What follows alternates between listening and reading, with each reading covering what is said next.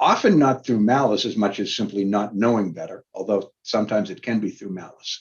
And they can demoralize an entire company. They can, ruin your relationships with your customers, your employees. They can destroy your reputation. And fundamentally, they simply don't care if they do that. So they just have faith. They have a belief. They have arrogance like you wouldn't believe. And they think things exist for their benefit. And if it no longer serves a purpose in their own life, the hell with it. Do you have an example of how destructive, if not managed, this could be? Yeah, I mean, several of them, from my book, a lot of them, they'll pick on employees. Again, most psychopaths, although not all, a lot of them are male, and they do a lot of inappropriate things to female employees. I mean, just, clear sexual harassment, but like way off the charts. Somebody told me that she had a boss that, as best she could tell, he sexually harassed basically 100% of the female employees in the company, or at least the ones that he interacted with. But they were all petrified of the guy. And so, like, she went to the board to report him. She was the CFO. But like, none of the other people kind of backed her up just because they're afraid of him. So, it's a destructive thing. They found it better to leave the company.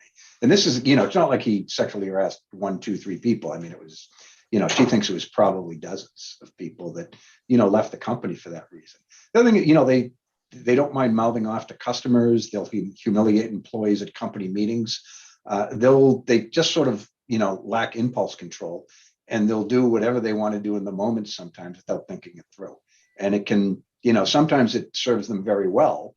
Sometimes there's some really bad consequences to that type of behavior. I mean, the impulsive thing. So, sometimes if you're impulsive, that enables you to make decisions quickly. And in business, sometimes that's a positive thing, assuming that you're usually making the right decisions. So is Elizabeth Holmes, would that be an example with Theranos? Is it with her company? Is that an example of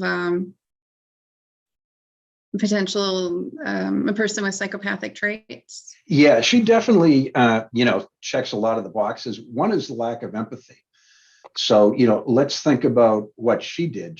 Her company, for those who don't know, Theranos, I was called it Thanos. I think I was thinking of the Marvel comic book character there. But Theranos, they had a blood testing kit that it didn't work, but she wouldn't disclose this. So you had people relying on this blood testing kit, and they were getting false positives. So they weren't sick, but they were getting a diagnosis that they were, which was calling strain on the patient and their families. And then there are other people, they actually were sick, and they were getting they were getting a false negative. So they were sick, needed treatment, but they weren't getting it because her equipment didn't work, and she wouldn't say so. And she duped investors. She had some really savvy people who supported her, including both Barack and Michelle Obama, Bill and Hillary Clinton. She had George Shultz, who was the Secretary of State for the elder George Bush, was on her advisory board. In fact, his grandson worked there. And his grandson was the one who first reported that everything is not what it seems. And the grandson went to the grandfather first. He actually sided with Elizabeth Holmes, not his own family. Wow. And it turned out the grandson was right. Yeah, people called her, it was actually one of her professors at Stanford, compared her, said, every generation has its genius. And Elizabeth Holmes is the Sir Isaac Newton of this generation. Huh. But yeah. Go ahead. Yeah, I was going to say, she fundamentally didn't know right from wrong. She duped investors. At one point, she was worth $7 billion with a B, which is pretty good for a company that has a product that doesn't work, right? I mean, how's that even possible other than she lied and she was convincing that she believed it? And the other thing, like the big ego is another thing of psychopaths. And she described the advice as the most important invention in the history of the world. She described, what she created. Yeah, the blood testing kit. It was, I'm not sure the exact quote, but she thought it was the most important thing that had ever been. I remember hearing that on TV, like actually seeing an interview with her where she said that. So yeah, I might go with the wheel or something, but okay. You think it's the blood testing kit you developed in the 90s, but sure. But she seemed to thoroughly believe that. So that's an example though of how destructive somebody with psychopathic traits without being managed can be so destructive. So these millions, billions of dollars of investments can be, essentially lost as a result of it. And there's other examples that you and I have talked about as well throughout history. That have led to things that can be also significant as well. So, for example, could lead to, economic downturns and such if they're large enough.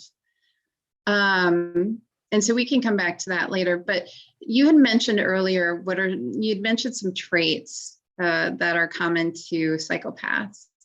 Are there other traits that would translate well to corporate leadership roles? Yeah, absolutely there are. And like some of them that I've already mentioned, like the lack of empathy. What that does, if you simply don't care about people in life, that's not a good quality at all. But sometimes in business it is, because you can make a decision very quickly, very cleanly, and just get on with it. Just like a hypothetical example, say you were the CEO of a company and say there was a plant in the Midwest. It was outdated. You needed to close it and fire everybody who worked at the plant. As a CEO, you could probably do that, and somebody like I could do it too, but you'd probably explore alternatives, maybe hire a consultant to see if it was fixable, bring in some new training, whatever it might be. But a psychopath would just close the plant and move on. Probably wouldn't offer severance unless he had to or she had to. Shouldn't be so sexist as assume all of them are men, but though most of them are. But as it turns out, like something like that, it is a benefit in business because they can do something in 15 minutes that it might take you and me weeks to do. So it gives them an advantage in business. The other thing, they're psychopaths often are narcissistic. They firmly believe in themselves. Again, maybe that's not someone you'd want to hang out with, but it translates to self-confidence in the business world. Even I've heard people saying like psychopaths tend to be pathological liars. And as it turns out, people who lie well are actually good communicators because they're gifted storytellers. And, the problem is, there's such skilled liars like the fellow I described earlier. He was one of the best storytellers I've ever worked with. But, with hindsight, how much of the stories he was telling were actually true, right? And the thing is, like, they're very skillful at manipulation. Well, one person's manipulation is another person's persuasion. So, persuasion, most good salespeople are persuasive, right? So, so it's definitely a skill set that's valued in corporate America. So. And that brings up a good point. So you'd mentioned that narcissism can be a trait for psychopaths. How do you distinguish a psychopath from a narcissist or somebody who's Machiavellian? I'm not sure why I'm struggling with this. Machiavellian. So yes. Yeah. Machiavellian. A narcissist actually can feel shame and get embarrassed. Normal, like if they fail or something like that, they might be embarrassed about it if they have a visible failure, where a psychopath simply can't. They just, if they fail, they won't even acknowledge it. They'll just blame somebody else. But narcissists, they want attention. They have a big ego. They are smarter than everybody in the room in their opinion, and they want you to acknowledge it. Psychopath sort of thinks that they're smarter than everyone else in the room and they want to be the boss, but they don't necessarily care if other people acknowledge it as long as they know it. I think one of the things is, let's say somebody drives a great car. Like a narcissist would want the great car just because he or she wants people to see them driving the best car, in town. I drive a Lamborghini or whatever, and I want everybody to know it. I'm going to drive it with the radio blaring and draw attention to myself. And a psychopath would want it because they want, they want material things that tend to be superficial, and it does stroke their ego. And then a Machiavellian would simply want it because they like the car. They wouldn't actually be jealous of somebody who had a better car than them. They might want the car, and they might, even, do what it takes to get a car like that. But, they wouldn't be jealous of it. The other thing is psychopaths are much more dangerous. A lot of them actually don't mind going to jail. They're not that big a thing. They'll take unnecessary risks. Whereas a narcissist, because they're all about their ego, they'll avoid failure, so they won't take a high risk. And a Machiavellian is all about power. And, if they fail, they lose power. So they won't take the risk that a psychopath might take. So that was a long-winded answer. Hopefully somewhere in there, I gave a kernel of addressing the question. It was great. It was, you went through a lot of great aspects of it. I want to also cover some of the questions that we're receiving through the Q&A. Okay, sure. And so a really great question that came up was, what makes psychopaths so readily promotable? Well, for one thing, they work for it really hard. And, it's interesting because getting hired for them, we've actually society's made it really easy for psychopath to penetrate a company, because they're willing to lie and they're really good at it. So, that's an interesting question. So, did you see that too? So on Zoom, we had a pop up one of the polling questions, and I'm sure this polling question is going to be popping up shortly on VVox as well for those on Clubhouse. But the question is, do you own a BMW or a cat? So, Yeah. So do you want to explain this question real quick, Jack? Sure. The relevance of this? Sure. Should we wait till the answers, but yeah, I'll do it. Sure. We can wait. Yeah, that's fine. Yeah. So yeah, if you want to finish what you were saying, and then we'll come back to this. Sorry. Yeah. So what companies have done, they've basically, left a trail of breadcrumbs for a psychopath to penetrate a company, because they'll just adapt a persona that's not who they actually are, but who they will think that the company wants. And when you think about it, on your company's website, you probably give your value statement. If there are charities you support, you probably list those. You talk a lot about your culture. There are things like Employee of the Month awards, whatever it might be. So the psychopath who wants to work for your company as the CEO, he knows exactly what to say on a job interview because you've given them the blueprint. And by the way, they'll lie on a personality test, giving the answers that they think are more likely to have them get the job. So let's say you and I are applying for the same job, and we have similar qualifications, and we're both likable people, so people like us. But you tell the truth, and you expose some things that aren't necessarily compatible about the job. Well, that's not that important to me, and I'm telling lie after lie after lie. I noticed that this organization supports the Alzheimer's Foundation, and they value these qualities in their people. I'll just pretend to do so. I mean, some of them have seen that, like the Alzheimer's is one I mentioned because it's an actual example. Somebody actually on an interview just plain lied and said that their mother died from complications of Alzheimer's, to get people at the company who supported the Alzheimer's Foundation to like them a little bit more, and to think, yeah, this is a person who would fit into our culture. They get it. So that's kind of why it's a little bit difficult, because they're skilled liars and you've made it easy to be tricked. And the other thing is they're extremely charming, and there's nothing wrong with being charming, but they will, a well-trained psychopath will actually look up a lot of information about you. Again, it might be on, your Facebook page or LinkedIn page, and, they'll say something, they might see a picture of your son's, wearing a football uniform in the background, or your girl wearing a soccer uniform, and feign an interest in football or soccer and just make a connection with you. And they'll go out of way to do that. So they're chameleons in effect, and yeah. They do what they need to do in order to present the image from what you're saying to to be promoted. And Perfect. I want to explore that further, because the second part of that question was, how do you spot that before you promote them? And so that's a very good question. But you'd also raised the question that we have in the poll, which is, do you want a BMW or a cat? So what is the relevance of this? Yeah, it's sort of there were two different surveys that I read recently. In fact, there were news reports over the weekend. It turned out that the preferred car of psychopaths is the BMW. A lot of BMW drivers have psychopathic traits. And also, for reasons I can't really fathom, somebody discovered domesticated cats and concluded that they actually have a lot of what we would consider psychopathic traits. The ability to trick people, the manipulation, the apparent lack of concern about their owners and that type of thing. It was sort of a fun little article, and we decided to do a question on it. So, as it turns out, a bunch of people, 20% own a BMW, but not a cat. That's a pretty high percentage of BMW owners from a random crowd.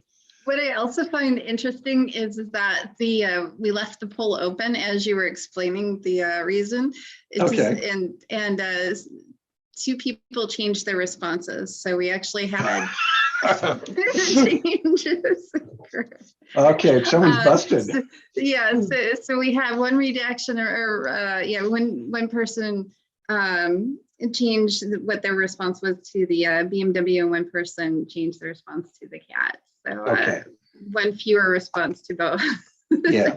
So if you own a cat, chances are the cat is psychopathic. And if you own a BMW, you might be either compatible or mortal enemies. I'm not really sure. So I find it fascinating that nobody's responded that they own both. Yeah. Although, maybe, you don't want another rooster in the henhouse, right? If you're the big dog, why would you invite another big dog, right? So, so to speak. But that sort of distracted a question you were asking me maybe about. So part of the reason for having this conversation is that there are people who are dealing with bosses who are psychopaths, and so they need to know survival guides. There are survival strategies, and there are investors and businesses that might have inadvertently hired a psychopath and trying to figure out, how do I save my investment in the company? There is a situation similar to yours. CFOs are reporting to an executive, or there's an executive on the executive team that's psychopathic and are taking destructive actions. But this one question also addressed from an HR aspect, for example, how do I prevent from promoting somebody who is indicating psychopathic traits, or how do I identify? I'm sorry, they hadn't already identified them, but how do I identify those traits to prevent from promoting somebody who can be psychopathic? And to clarify, we're not targeting psychopaths in general. It's more the traits and how destructive these actions might be, versus necessarily the individuals. Yeah, I mean, people have theorized Steve Jobs was a psychopath, and if you read the biography about him, it's a pretty compelling case. My background is business, if not medical, so it's not whatever I might believe personally. It's not appropriate for me to say somebody is or is not, whether it's Elizabeth Holmes or Steve Jobs or whomever. But to answer your question, the best way to weed out the psychopath, it starts in the interview process. So, and a lot of times, I think in the book, I probably rely on cartoon references too much, but a lot of times it falls on the chief human resources officer and the CFO. So if Superman goes nuts, it's up to Wonder Woman and Batman to bring him back under control. But a lot of it's in the interview process. So you sort of train people to look for things that don't seem quite right. Trust your instincts too. Like a lot of people that work for a psychopath, they say, I knew something was wrong, but I couldn't put my finger on it. The old, if something seems too good to be true, maybe it is too good to be true, type of thing. So, that sort of thing. The other thing that's really important is to check references that aren't provided, which is easy to do now with LinkedIn. So if a company worked for if a candidate worked for, ABC company, and he provided true references from that, even a psychopath, it's not that difficult to do. If you 300 people in the company, get 2 to say a good thing about him, probably not that difficult to do. So check references for people that that you might know that work there, or friends of friends, whatever it might be. Make the process a little bit more thorough. And I mentioned this example in the book, and it was a little bit of a life-altering type of thing, but for the person who shared the story with me, not for me necessarily. But a CEO worked for a venture-backed startup, and he basically bankrupted it, and he left under really bad terms. The CFO at the next company who hired him didn't know why, still to this day doesn't know why, and didn't know that was the case at the time. But it was bad enough he wasn't going to be able to get a reference. So what the guy did is he this is the psychopathic CEO. He actually went to like a Walmart type place, and he got a burner cell phone, and he didn't use it for any purpose other than for references. And he gave the name of a VC who was on the board of the company and the burner cell phone number. And he didn't use it for any other purpose. So he knew if anyone was calling that cell phone, it was only to be a reference on him. So he would simply answer the phone and pretend to be the venture capitalist and give himself a glorious reference. And that's how, even though he basically destroyed a company and burned every bridge, he still got hired. So that's why you should really, even if you really trust the person, check references that aren't being provided just to get a more thorough picture of it. And then, stick to your gut. Again, a lot of these people, there are just stories of them being so charming. People actually want to short circuit the interview process. This guy's fantastic. He's actively looking. Let's get him on the team now. Let's not check references. Let's not complete the interviews. Don't let that happen. Even if you're sort of on board that it's the right candidate, trust the process that you designed a little bit. And then the last bit, I think, is to talk to the other people who have been interviewed, who interviewed them, and see if you're getting the same story. Now, you're not going to get word for word the same story, but see if there are any inconsistencies that aren't, that can't be reconciled. And I get it. I mean, every interview candidate, they sort of play to the person they're talking to. When I was a CFO, when I'd interviewed salespeople, they would automatically, bring the subject up of their own personal integrity and how they did their best to stay current on revenue recognition. I guarantee they weren't having that same conversation with the other salespeople or the VP of sales, but they were talking about something that they thought I would find impressive. I understand why. I don't hold that against them. It's just psychopaths will take it to the next level. So. What recommendations would you have for someone who reports to psychopaths? Yeah, I hate to say it, but the best recommendation is probably to run and hide. And, that's easy to say right now because there's a talent shortage, and, we could probably most people on this call in 2021 with just the reality of the job market, they could probably find a job in 3 weeks. So, it's easy to say that. And I don't mean to be flippant with that advice, because I know some people don't have the skill set, or the economy is not always strong. But if your circumstances are such that you want to remain involved, what I would do is document everything, the good, the bad, and the ugly. So, document if you get praise from the boss, write that down. It supports you a lot. If the boss is behaving in a strange way, write that down, get witnesses. And by the way, I'm actually saying write down intentionally. Don't put it on your work computer, because if the boss thinks that you're onto him or her, they'll actually start to access your emails and stuff like that, which, it's easy to do. A CEO can just go to the IT person and say, hey, I think Ashby is doing these bad things. Can you discreetly give me access to her email? And it's done. So you should assume that if you think the boss is a psychopath, you should assume that he's probably checking your email, or she's probably checking your email. The other thing is, go through your memory banks and think about everything that you've ever told this person, because they're going to use it against you. And, it can be, if you acknowledge sort of just a weakness, hey, I'm not really good at that, they're going to make a mental note of that. And it's stuff that they're using against you in case you ever become an adversary that they need to dispose of. And there was one dramatic example. A CFO told the CEO that I believe his son had cancer.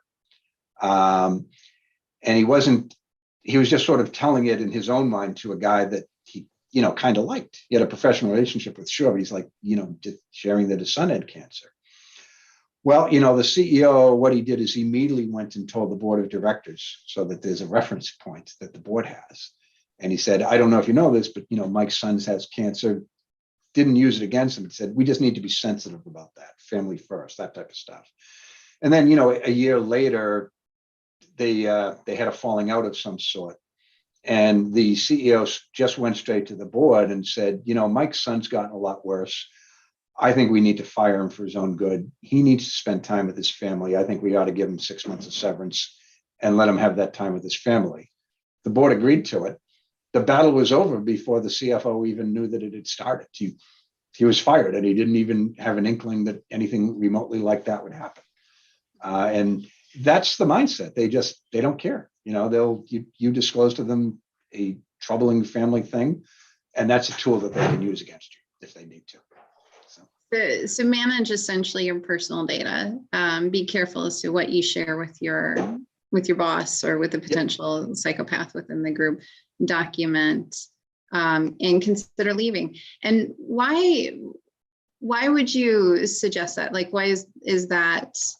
Why does that end up being a go-to survival strategy for many people?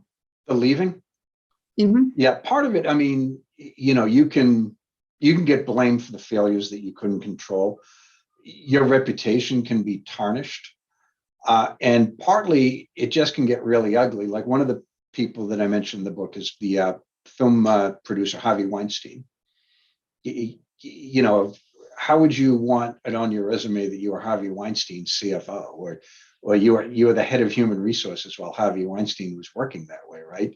You even if you're not participating, you're sort of guilty by association, and they can make your life really miserable.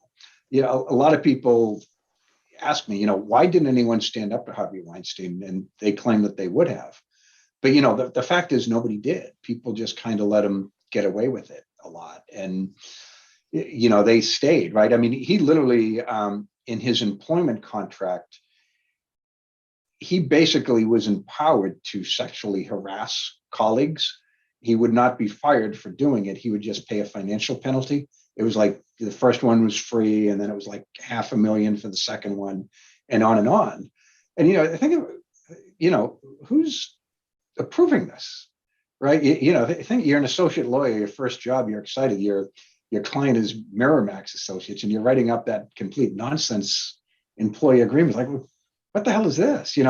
Why didn't anyone challenge that a little bit? Why didn't, presumably, at least a couple of people on the boards of directors would have known about it. Maybe the top HR and top financial person knew about it, but nobody said anything. Everybody was, they were winning Oscars and Tonys. They were making great art. Everybody was getting rich, and let's just let Harvey do Harvey's things, even if they're borderline evil.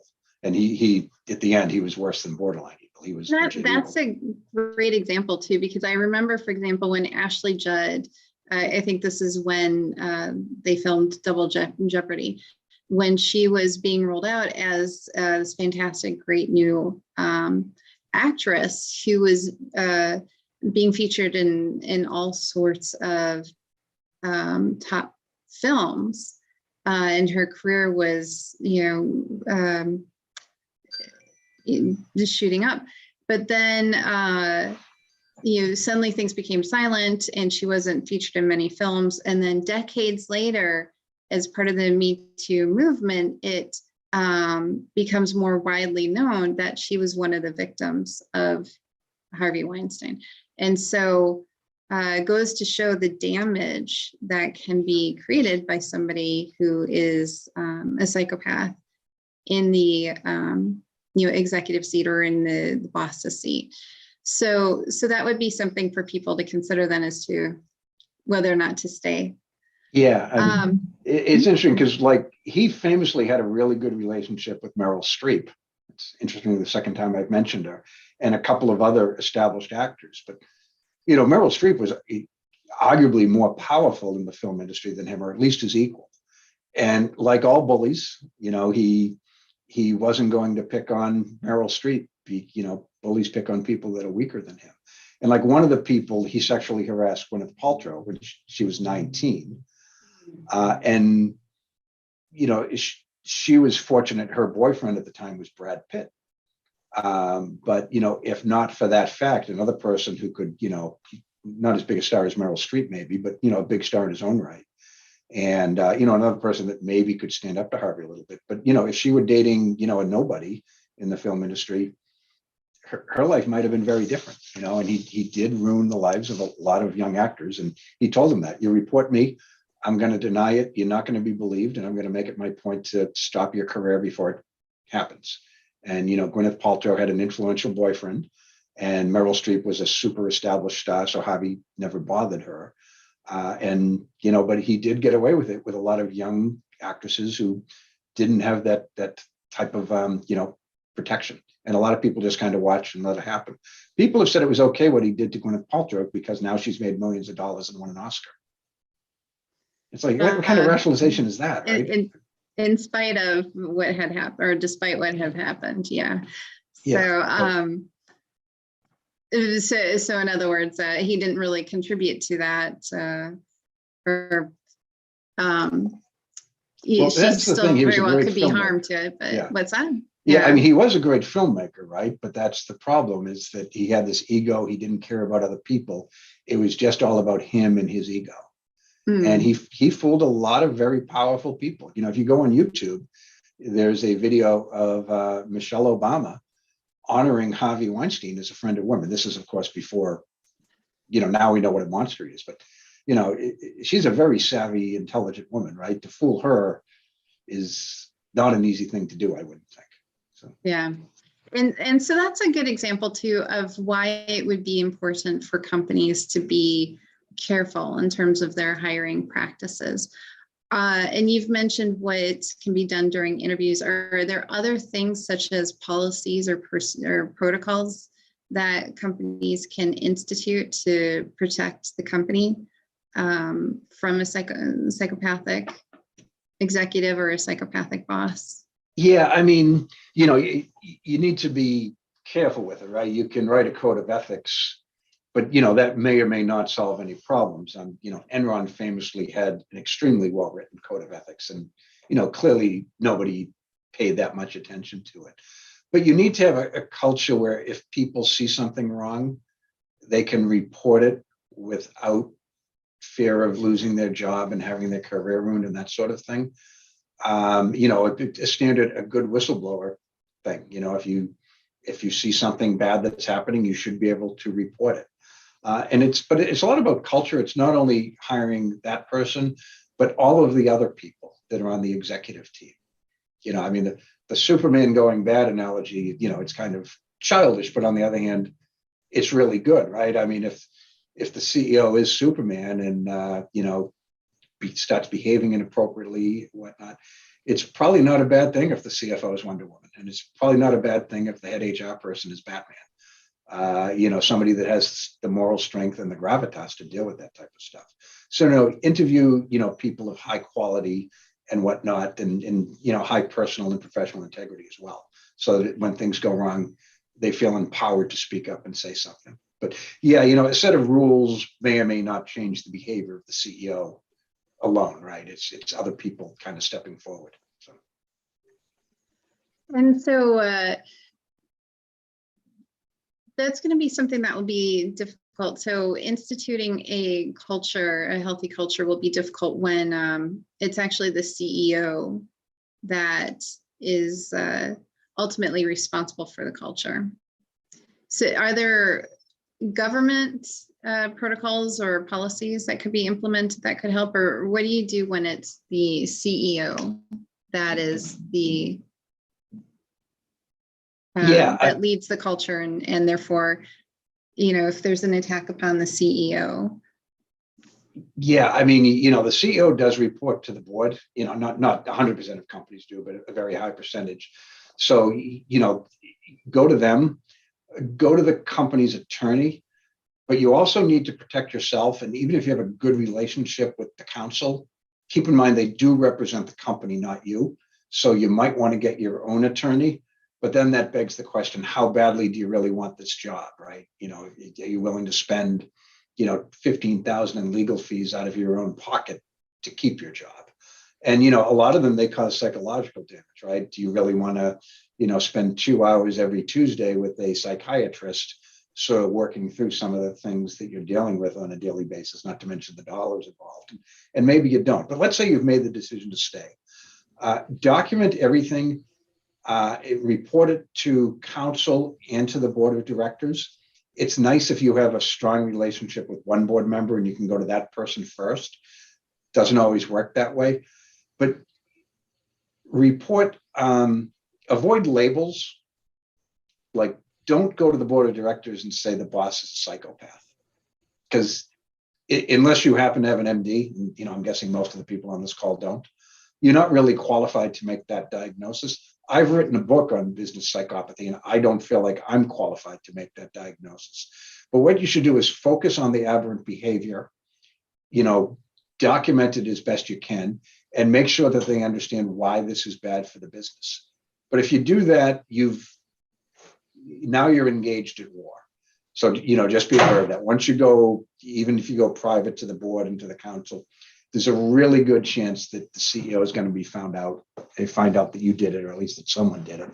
And you've got a battle on your hands. And these people are ruthless and they will do anything to win. So, just make sure that you really want that type of an opponent, right? So in the book, I think it's difficult to win a street fighting with the Marcus de Queensberry rules.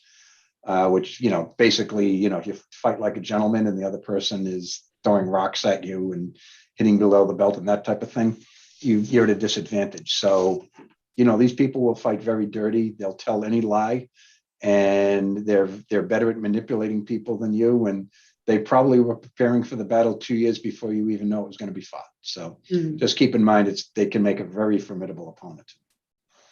So these traits are often associated with success. Can we explore that further as to why some of these traits are valued? Sure. And I'm sorry. Go ahead. Did I interrupt you? No, that's all right. Go ahead. Yeah. It's interesting because, again, I get low empathy, simply not caring. It's not a good trait in a human being, but it does empower you to make quick, decisive, and unemotional decisions. And in business, sometimes that's really important. A lot of narcissists have superficial charm. But again, sure, a few people seem to see through it, but most people don't. So, the superficial charm translates into likability, charisma. They can fake sincerity really well. And they can inspire, through their charm, they can inspire employees to work harder than they ever thought. They can inspire faith with the investor community, and they can make customers believe in the company even when they shouldn't. So, it's a great quality in a leader, superficial charm. A couple of other ones, the narcissism. Again, one person's narcissist is another person's just being self-confident. These people never doubt themselves. Again, not a bad quality in a CEO if you perceive it as confidence and not egotism.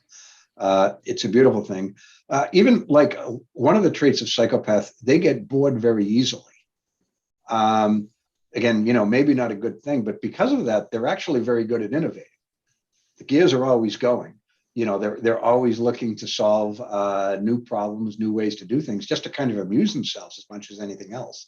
But again, an innovative mindset is a really beautiful thing. They can be impulsive, not often. Sociopaths are more impulsive than psychopaths, but once in a while, they'll have an impulsive side.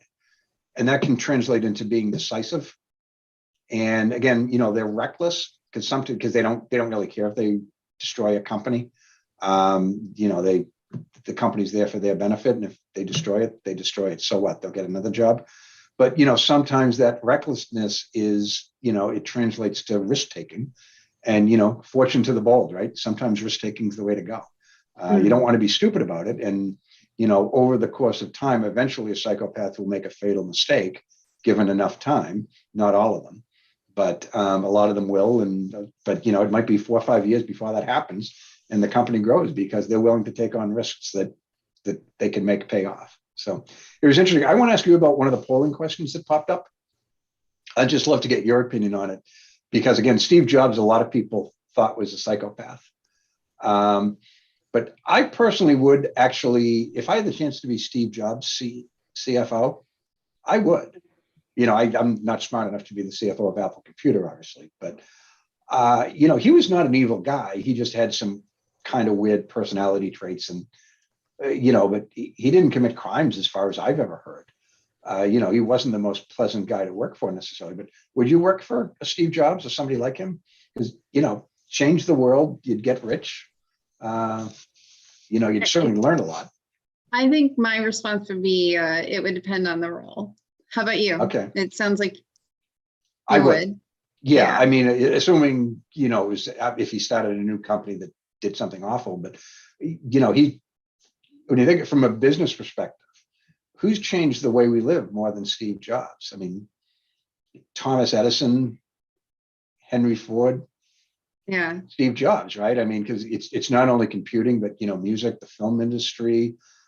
He fundamentally, the publishing industry, he changed a lot of industries. And again, he did it, maybe he wasn't nice about it, but no crimes were broken that I know of. I don't think he's generally thought of as being unethical. Some of his worst traits, like he had a daughter that, lived an impoverished life despite his being a billionaire. He denied paternity, even though a paternity test proved it was him. And, he fired somebody on stage, like in front of tens of thousands of people at Apple World. Oh, wow. Yeah, he was kind of an odd guy. Like part of it, like he would soak his feet in toilets and stuff. It's, that's just more odd behavior. The thing he did that I liked the least, he parked in like handicap spots. And his rationale was he'd rather pay the fine because the fine didn't mean anything to him. He said, $100 or a 10-minute walk across the parking lot, I'd rather pay the $100. Yeah. But and you couldn't explain to him, this isn't a parking garage.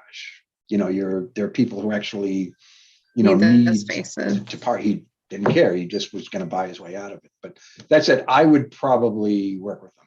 And then I'd get in his face if I saw him park in a parking spot, a handicap parking spot. So. But Steve, that's wrong, don't you? So. And then potentially, so you'd have to be creative as to how you approached him about that, though, in order to ensure that you kept your job as well. Yeah. But I mean, you work for years, the CFO of Apple Computer, working for Steve Jobs, probably the greatest learning opportunity of your lifetime, right? I mean, I'm very proud that I went to two really good schools, and my high school was good too, public school. But, I learned a lot in all three of the institutions I went to, but you'd learn more in 1 year working for Mr. Jobs than you would in any MBA program, I would think. So, at least about business. So Joy asked a fantastic question, and there are two questions I'd like to touch upon if we have time. We're down to 3 minutes. But Joy's question was, how do you suggest talking to a psychopath who may be leading to low? And this goes to actually your comment in regards to Steve Jobs and my response about parking in a handicap spot. You want to be careful as to how you approach them to, acknowledge some actions that they're taking that may be harming others. But her question is, how do you suggest talking to a psychopath who may be leading to low morale in the office when the psychopath is your advisor or your supervisor? Yeah, it's a tough one, right? But the psychopath is all about themselves. You can persuade them to do anything as long as they believe it to be in their own best interest. In the case of Steve Jobs, I might say, I don't know that he's a psychopath, but let's assume that Jobs is a psychopath who parked in handicapped spots. I don't think you're going to persuade somebody like that there are just other people more needful and deserving of the spot, and that he was being a jerk. Someone like that doesn't care. And I don't know if Jobs didn't care or not, but that's what I heard. But in a more garden variety situation, you sort of would need to explain why it's in the person's best interest. Look, yeah, I know that you like to do these sorts of things, but you're killing morale.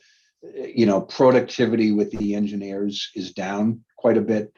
And it's largely because your leadership style is rubbing people the wrong way. I think you need to, not be yelling at people at company meetings. I don't think you should be behaving that way with, the women in the office. Whatever the behavior might be, I don't think you should tell our customers that they're a bunch of idiots. It's harming the company, and therefore, you're getting less rich because of your own behavior. And these are things that you can do that are pretty easy changes. Now, I don't want to say a psychopathic CEO is necessarily smarter than you, but they're probably more argumentative than you, and they're probably better at arguing than you. You ever get into an argument, Ashby, the other person's wrong, but you can't persuade them anyway? You're going to be facing that with a psychopath. Yeah, me with my wife with me every single day. I've met a flat earther that truly believes in yeah, but it happens, right? Like in my Secrets of Rockstar CFOs, I reference a case. I was 100% right on a revenue recognition thing, and I know I was right. And you could ask any expert in the field, and 100 out of 100 would agree with me. Yet I argued with my boss and lost the debate, and most people who were in the room thought my boss was right and I was wrong. And I wasn't, but he was argumentative. But you're dealing with people, they've thought this through a little bit. And, they'll come up with arguments that you probably haven't thought of. So you need to be persuasive. Most of them, but certainly not all of them, are very data-centric. So if you can use data to prove your case, and again, it's all about their best interest. So keep that in mind. Don't do it for the good of the engineers. Don't do it for the good of the company. Do it for the good of your stock options and your salary and your annual bonus. You're hurting that. You're hurting your own annual bonus and your stock options. And you need to stop because you're not maximizing what you can do here. And they love flattery. Tell them, look, I think you're the smartest person I've ever worked for. You have the potential to be a great leader. But I think because you're so smart, you're missing a few things that people of more, pedestrian intelligence are thinking. Flatter them a little bit. That always works. So. Yeah. All right. Well, we will have to address the last question in another at another time. Jack, if there's truly one more, I'm happy to. I'm not in a particular hurry. If you want to do it, I can. But whatever the rules are here. Okay. So if the participants want to stick around, I will ask the last question. It is actually a very good question. But we are, for purposes of the CPE, we will have to, actually, we can continue this with the last question, the CPE. So if you do want to stick around, we'll, now that we've passed the 50-minute mark, we can continue to deliver CPE past that the 1 hour CPE credit. So Jack, the other question was, when and how do you think our society lost sight of what it means to be a good leader and the purpose of leading? So what that indicates is that this person thinks that this is kind of a societal trend right now, and that we are trending towards hiring and valuing psychopaths as leaders more than we used to in the past. And so it's kind of, for me, I'm breaking into a two-part question. One is do you feel that that's correct based on what your research has been showing? Or if not, what does your research show in that regard? And what have you seen personally in that regard? And then the second question is how have we lost sight on what it means to be a good leader? Yeah, it's interesting because there's not a ton of research on psychopathy in the corporate workplace. The first was done, there's a book called Snakes and Suits. It's actually, for those interested in the topic, I think it's probably one of the two best books on psychopathy. The other one being The Wisdom of Psychopaths. But they were the first people that tried to identify psychopathy in the workplace. And that was, fairly recent, like 20 or 30 years ago. So it's not like we have data going back to the 1950s. But, leadership has sort of evolved even within the course of our careers. Early on, a lot of it was sort of a military type of structure, command and control. The military, even itself, the old school military, rules of you're going to follow this order because I'm telling you to do so. Even the military itself is no longer exactly like that anymore. It used to be you want people to know what to do, how to do it, and when to do it. And, now they seem to focus on we actually need, people to understand why they're doing it as well. And that's a positive step. And if the military is doing that, corporate America should be as well. So, leadership styles are just changing, and they're very different in different industries and whatnot. But I think, they continue to evolve. I think the question is, maybe within corporate, we lost sight of it. Why are we even tolerating psychopathic CEOs? And, a lot of times it's because, they're actually pretty good at their jobs. Harvey Weinstein, it's the Weinstein companies in Miramax, I think, and I'm not a film buff, but, they won a lot of Oscars, a lot of Tonys. They did great work. It was, maybe the greatest independent film company of my lifetime. He's in the category with, he's not a director, but, he's in the category of like a Woody Allen in terms of people who are well respected in the industry. So he was successful, and, everybody was getting rich. It wasn't obvious the harm that he was doing. They were producing great art, so people turned away from it a little bit. Another one I hear, Elizabeth Holmes, for a while, it looked like everybody was going to get rich from that. People knew she was lying, and it just sort of went along with it a little bit. And then, but who's the guy from WeWork, Adam Newman? Here's a guy, he befuddles me a little bit because, the company is worth billions, even though, it didn't really have a viable business model. But this is a guy, he wanted to colonize Mars. He wanted to be the world's first trillionaire. He wanted to be president of the world, not just the United States, but the entire world. Oh, and he wanted to, he thought he would discover a way to be immortal and live forever. How could a guy like that not be laughed out of his job?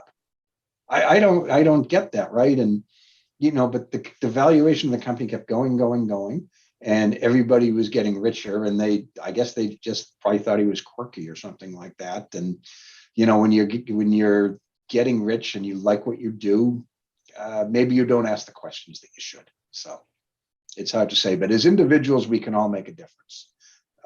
I think I'm rambling, aren't I? I can tell you think I'm rambling. They're very good comparisons and insights. And so the second part was, so it sounds like what you're saying is that there has been a gradual move towards valuing to a greater degree these traits in our leaders. And so as a result, we're getting more of these leaders. And so what do you think it means then that that's what our society now values as a good leader? And are there things that we can do to change that? And it sounds like we should change that, but I'd also like to hear your thoughts in that regard, if you do feel that this is something that should change.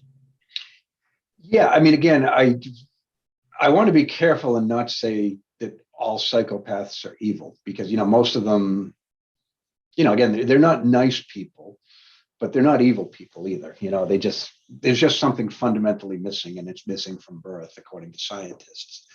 But yeah, what's going to change? There's a few things. One, a handful of lawsuits, right, will certainly change things in a hurry, right? At Uber, the CEO of Uber for a while, he was making like a lot of crude comments about, female employees and whatnot. And this is a guy, he made no real effort to hide it. But eventually people came out, and there were a bunch of lawsuits against Uber because this guy was crude. And,